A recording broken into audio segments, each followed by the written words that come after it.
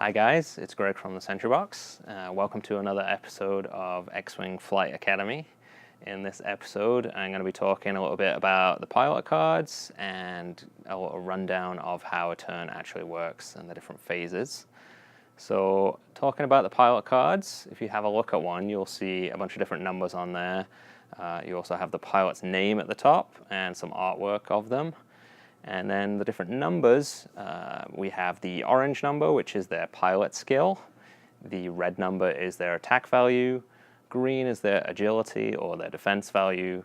And then we have a yellow number, which is their hull points, which are kind of like life hit points.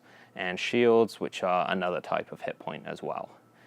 Then the unique pilots all have a special ability, which is in a little text box. And then below that we have the symbols for what the different types of actions that the ships can do. And then at the bottom, the symbols for the different types of upgrades that you can put on the ships. So you can put an astromech droid into your X-Wing, or you can put some crew onto your Millennium Falcon, things like that. And then in the bottom corner is the point value of that ship. So the way a turn works is we start with a planning phase. Both players have little maneuver dials for each of their ships, which have all the possible maneuvers that that ship can make, and they will rotate the dial to the maneuver they want for that ship and place that down. And then once both players have set all their dials for all of their ships simultaneously, we then move into the activation phase. The way the activation phase works is we look at the ship with the lowest pilot skill, and that is the first one to activate. The player will reveal their dial, show the maneuver. They'll then take the matching maneuver template for that maneuver, place it in the front guides of the ship base, and then pick up the ship, move it, and drop it. So the back guides slot into the front end of that maneuver template. So you don't need any tape measure or other measuring device. Everything you need for the game comes in the box.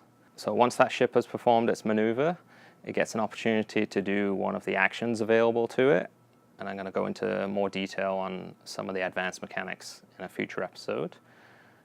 Once they have done that, we look at the next lowest pilot skill ship, and the player will reveal the dial for that one, perform the maneuver, get a chance to do an action, and so on all the way up through the pilot skills until all the ships have activated. So it can go back and forth, or it could be one player activates multiple ships in a row. It'll all depend on what pilot skills they each have. Then we go into the combat phase. That works in reverse, so we have the highest pilot skill ship will get a chance to fire first. Some of the ships have a forward firing arc, so a ship like an X-Wing always shoots out the front. Other ships, like the Millennium Falcon, will sometimes have a turret that can shoot in 360-degree arc.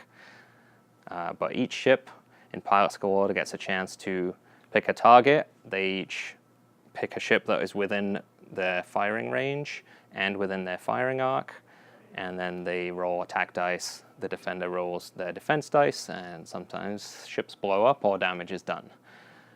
Once we go through all of the ships in the combat phase, we just have a little end step where you just clean up. Certain tokens get removed at the end of the turn. Some abilities will activate at the end of the turn.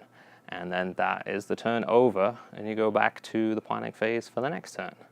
So in the next episode, we'll talk in a bit more detail about some of the advanced mechanics of the game. Subscribe to watch all the videos. Okay, bye.